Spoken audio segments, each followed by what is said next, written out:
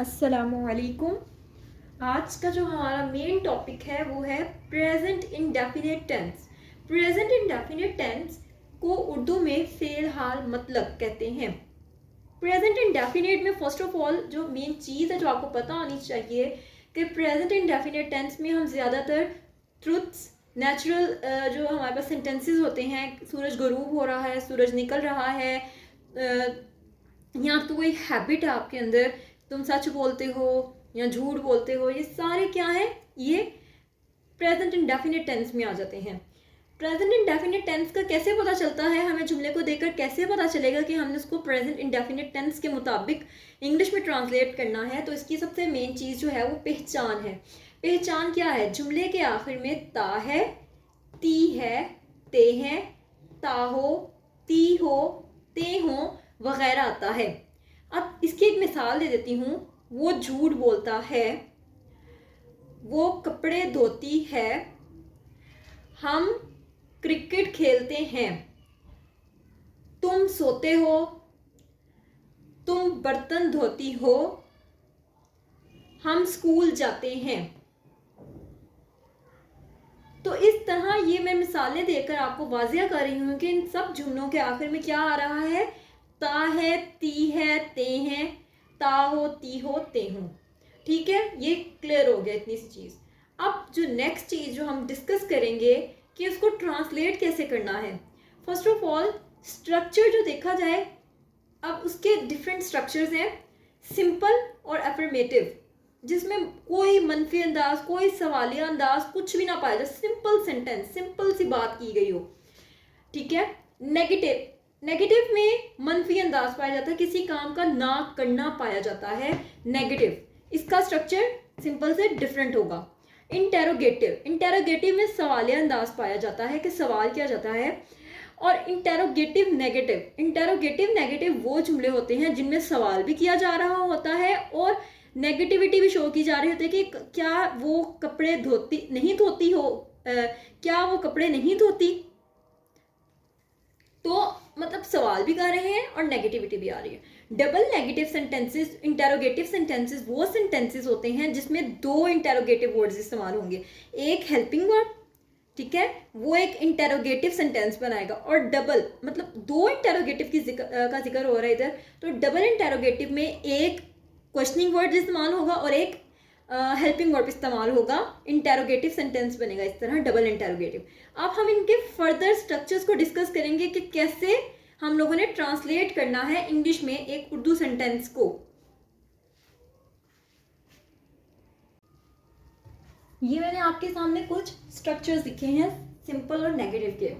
सबसे पहले जो मेन चीज़ आपको पता होनी चाहिए और आगे तक आपके साथ चलने, ये मेन पॉइंट आप ग्रैप्स कर लें कि सिंगुलर सब्जेक्ट्स कौन से हैं और प्लूरल सब्जेक्ट्स कौन से हैं। सिंगुलर सब्जेक्ट्स जो हैं वो सब्जेक्ट्स जो कि सिंगल पर्सन के बारे में बात करें। ही, वो लड़का, मतलब लड़के के लिए इस्तेमाल होता है।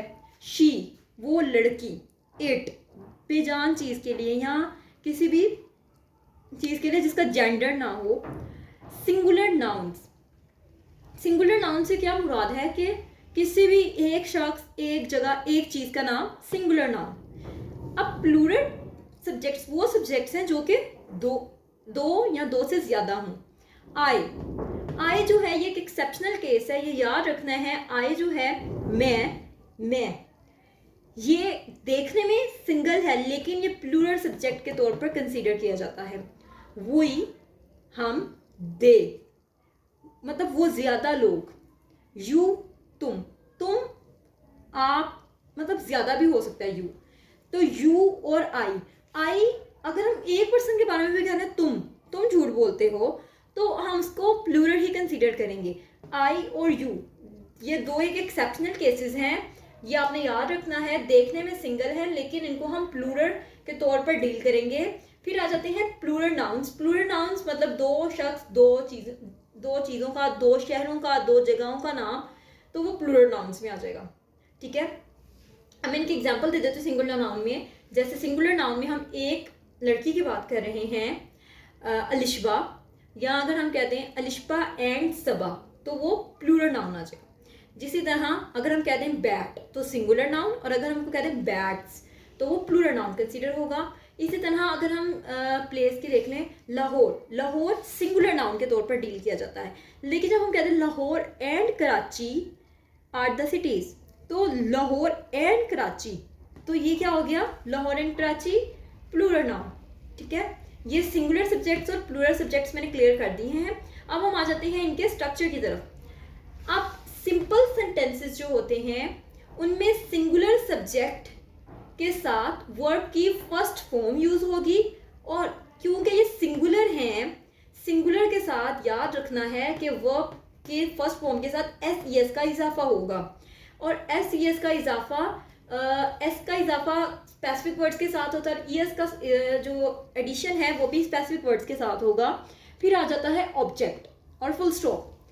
अब जो प्लूरल सब्जेक्ट्स हैं उनकी वर्ब की फर्स्ट फॉर्म के साथ एस ई एस का इजाफा नहीं होता, और ऑब्जेक्ट के साथ फुल स्टॉप आ गया। ये था एक सिंपल सेंटेंस का स्ट्रक्चर। मैं इसके एग्जांपल्स अगर डिस्कस करूं तो देखा जाए, ये देखें, सिंगुलर सब्जेक्ट की बात हो रही है। सिंगुलर सब्जेक्ट में ही था, he goes to school, S E S का इजाफा हो गया गो, गो एक वर्ब था, वर्ब के साथ ई एस का इजाफा हो गया, तो ये हमारे पास क्या आ गया, प्रेजेंट इंडेफिनिट के सिंपल सेंटेंस की सिंगुलर केस की एग्जांपल। ठीक है, अब प्लूरल केस देखा जाए तो वी गो टू स्कूल, अब इसमें एस ई एस का इजाफा नहीं हो रहा। वी क्या है, सब्जेक्ट, वर्ब की फर्स्ट फॉर्म और object to school. Clear. Next, अब हम देखें तो इसकी अगर मैं आपको एक बार क्लियर कर देती हूँ, गोज टू स्कूल, वो स्कूल जाता है, ता है, प्रेजेंट इंडेफिनिट टेंस, हम स्कूल जाते हैं, वी गो टू स्कूल, जाते हैं, ते हैं, तो ये क्या मतलब पहचान पता चल गई। अब आ जाते हैं नेगेटिव सेंटेंस की तरफ। नेगेटिव सेंटेंसेस जो हैं इनमें मनफी अंदाज पाया जाता है। ठीक है, तो सब्जेक्ट के सिंगुलर केस के साथ इधर एस ई एस का इजाफा हो रहा था। अब नेगेटिव सेंटेंसेस में हेल्पिंग वर्ब के तौर पर डू इस्तेमाल किया जाता है। ठीक है, अब डू जो है जब सिंगुलर सब्जेक्ट के साथ लगेगा डू, तो जो एस ई एस लग रहा था वर्ब के साथ, वो एस ई एस वर्ब के साथ से उठकर डू के साथ लग जाएगा और डज हो जाएगा। सब्जेक्ट अगर सिंगुलर होगा तो डज नॉट इस्तेमाल होगा, और आगे स्ट्रक्चर यही वाला होगा, वर्ब की फर्स्ट फॉर्म और ऑब्जेक्ट। अगर एस ई एस का इजाफा जो हो रहा था सिंगुलर केस में, वो कहाँ पर चला गया, डू के साथ, तो डज बन गया। सब्जेक्ट अगर सिंगुलर तो डज नॉट, अगर सब्जेक्ट प्लूरल तो डू नॉट। ठीक है, अब इसकी अगर एग्जाम्पल देखी जाए तो मैं आपको बेस्ट एग्जाम्पल देना चाहूंगी। ये आप देख सकते हैं इसकी एग्जाम्पल। सिंगुलर केस में देखा जाए, he does not go to park, इधर हमें गोज लिखा था और इधर हमें क्या लिख दिया, डज नॉट, तो गो बन गया इधर। ठीक है, एस ई एस रिमूव होके टू के साथ चला गया। He does not go to park, वो पार्क नहीं जाता है। We do not go to park, हम पार्क नहीं जाते हैं। ठीक है, ये नेगेटिव केस भी समझ आ गया। अब हम मूव करेंगे इंटेरोगेटिव केस की तरफ। अब आ जाता है हमारे पास इंटेरोगेटिव केस। इंटेरोगेटिव केस में हम सवाल पूछ रहे हैं। अब इसका जो स्ट्रक्चर है उसमें हमने डज को उठाकर, सब्जेक्ट के बाद जो डज इस्तेमाल हो रहा था हमने उसको उठाकर शुरू में ले आना है।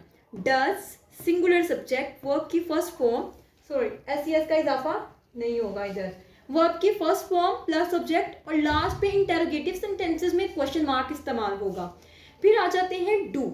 डू जो है उसके बाद सब्जेक्ट की प्लूरल फॉर्म प्लस वर्ब की फर्स्ट फॉर्म, सब्जेक्ट की प्लूरल फॉर्म प्लस वर्ब की फर्स्ट फॉर्म प्लस ऑब्जेक्ट और क्वेश्चन मार्क। अब इनके एग्जांपल्स को देखा जाए, does he go to school question mark, do we go to school question mark. आप देखें ये स्ट्रक्चर के बिल्कुल अकॉर्डिंग है एग्जांपल्स। अब मैच कर लें, डज सब्जेक्ट, वर्ब की first form, object, do subject की प्लूरल फॉर्म, वर्ब की फर्स्ट फॉर्म, ऑब्जेक्ट। क्लियर। अब आ जाते हैं interrogative negative sentences. Interrogative negative sentences जो हैं इनमें इंटेरोगेटिव वर्ड्स भी आएंगे और नेगेटिव वर्ड्स भी इस्तेमाल होंगे। ठीक है, does singular subject plus not, does not हम लोगों ने यूज किया था ही डज नॉट, तो हमने जो डज था वो इधर से उठा के फ्रंट में ले आए, शुरू में ले आए। Does singular subject, not plus verb first form plus object question mark, does he not go to school. इसी तरह do plural subject plus not plus verb first form plus object question mark, do we not go to school. और question mark अगर नहीं डालेंगे तो marks cut जाते हैं, इसलिए क्वेश्चन मार्क कंपलसरी होता है। और फिर आ जाते हैं डबल इंटेरोगेटिव सेंटेंसेस, जिसमें 2 इंटेरोगेटिव वर्ड्स इस्तेमाल हों, जैसे questioning words plus helping verb, questioning word plus helping verb. Why does he go to school, how do we go to school, why does he go to school, वो school क्यों जाता है, वो हम school कैसे जाते हैं, हाउ कैसे। तो ये डबल इंटेरोगेटिव की एग्जांपल्स थी 2, और ये इंटेरोगेटिव नेगेटिव।